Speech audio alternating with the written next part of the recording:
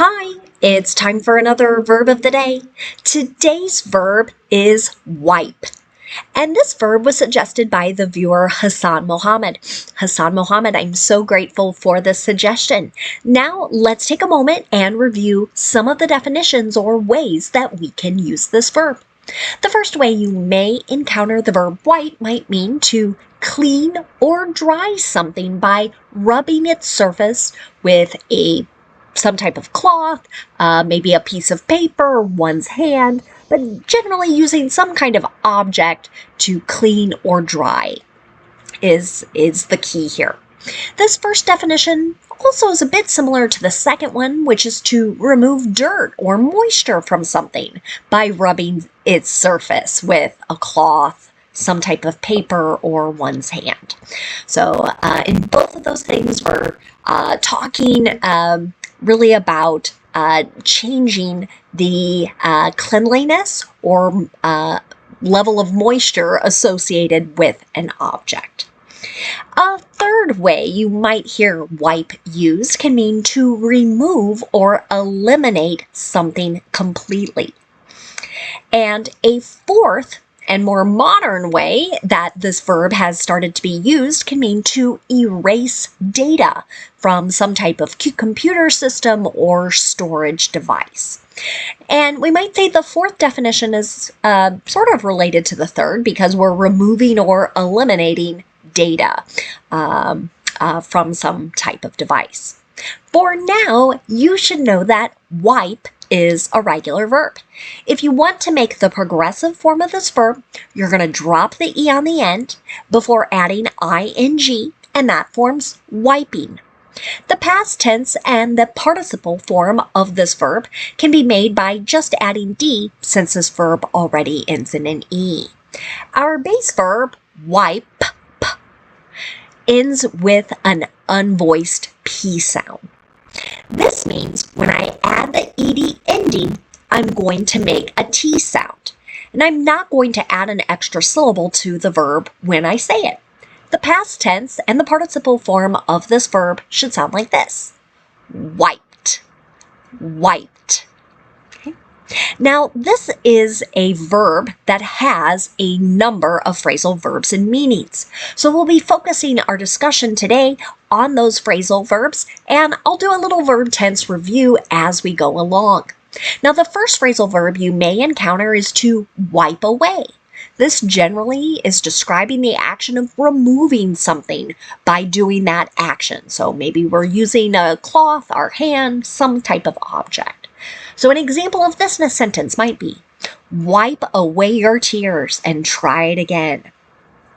So this is an example of an imperative or a command, right? And someone is saying, like, kind of, right, get rid of that moisture and try something again. Maybe we're talking to a small child who's learning to ride their bike, right? And they've fallen off and we've got a little bit of tears, right? And we're trying to be encouraging.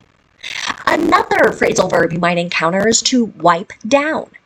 The meaning here is to clean a surface by rubbing it, generally with a cloth. So an example of this could be, you should wipe down any machines in the gym after using them. In this sentence, I'm using the modal should to give advice. And this is generally good advice, right? Many people are sweating as they use various things. And so it's a nice thing for cleanliness and for others, like an act of kindness to give them a clean machine to use for their exercises.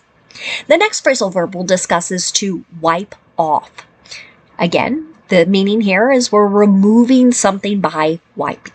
An example of this, will you wipe off the board? So that's an example of the simple future. Might be soliciting someone's help by doing that action of cleaning. Might be with an eraser or a cloth or something of that nature. The next phrasal verb you might encounter is wipe out. This can have a number of different meanings. We're going to discuss 4 of them today. The first way to use wipe out can mean to make someone very tired. An example of this might be, the last 2 days have wiped me out. So just another way to say, I'm exhausted.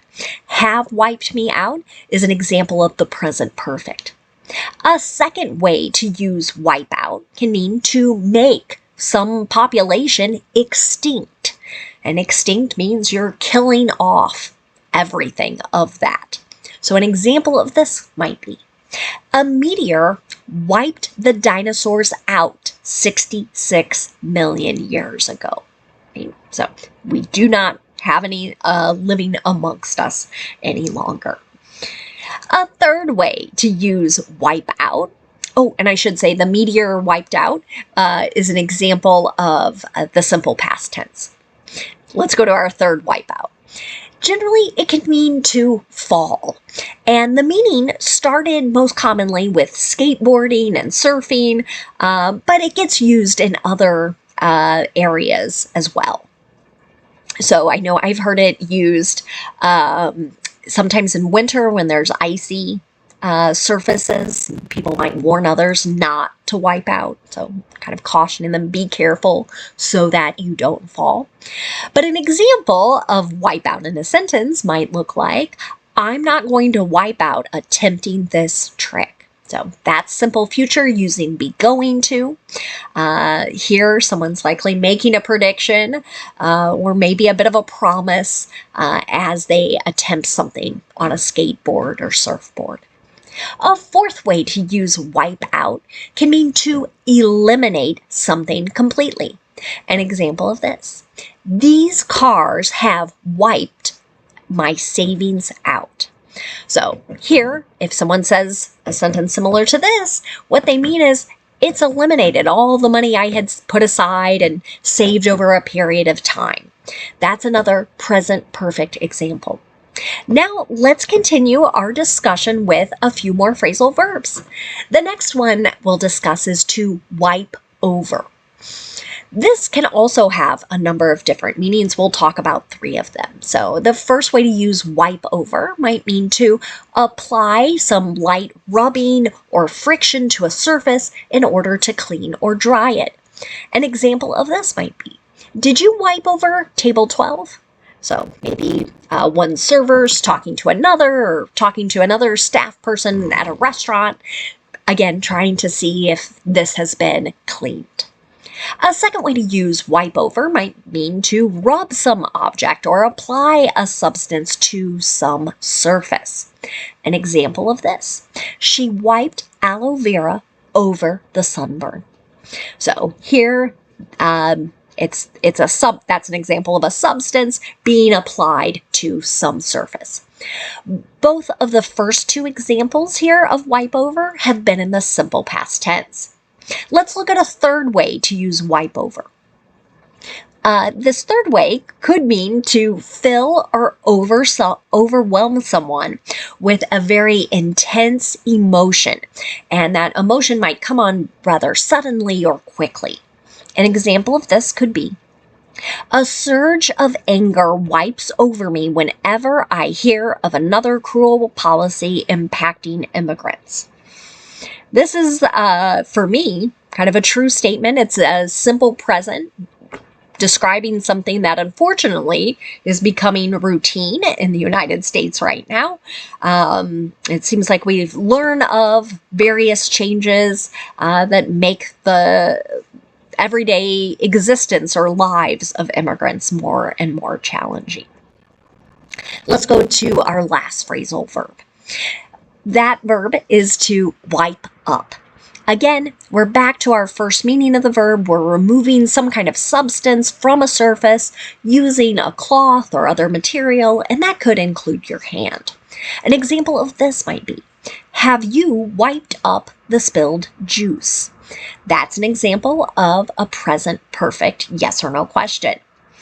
So hopefully this gives us some more examples and ways to understand how to use the verb wipe.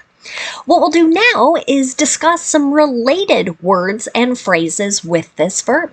And we're going to start with the noun form of this word. The noun wipe can have a couple different meanings. You'll notice the spelling and the pronunciation are exactly the same as the verb.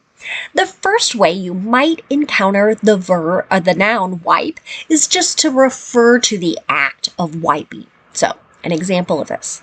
Another imperative or command, give the counters another wipe. So here, someone is encouraging, right, to clean or rub over the surface in order to clean that surface. A second way to use the noun wipe is to refer to a disposable object, something usually rather soft and cloth-like, that has been treated with some type of cleansing agent, and it's for wiping things clean. Generally, these are one-use kind of things that just get thrown in the trash. So, an example of how you might hear this used, did you pick up more baby wipes at the store? So, this is a product specifically designed to clean up children after they've gone to the bathroom, before maybe they've learned how to use a toilet. Another word you're likely to encounter is the noun wiper. This is most commonly used as a shorthand for windshield wipers, which are a motor-driven device for keeping windshields clear of rain, and typically it uses a rubber blade on an arm that moves in order to keep that big glass surface clean. So, an example of how you might hear this in a sentence could be, you really need to get some new wipers. So, after a period of time, right, the rubber wears down, maybe the weather impacts it or degrades its quality, and it's really not cleaning or making the windshield as clear as is needed in order to drive. So those are things that have to be replaced. Now let's talk about a couple phrases you may encounter. The first phrase is to wipe the floor with.